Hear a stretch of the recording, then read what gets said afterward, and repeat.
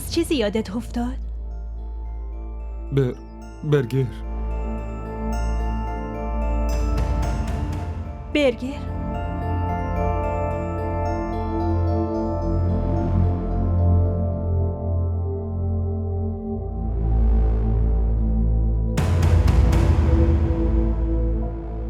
جایی که کار میکردم اونجا آدما میومدن از این برگرها بخورن. یعنی تو یه رستوران کار میکردی؟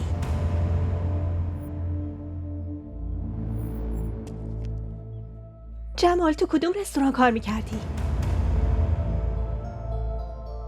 به هم بگو جمال تو کدوم رستوران کار میکردی؟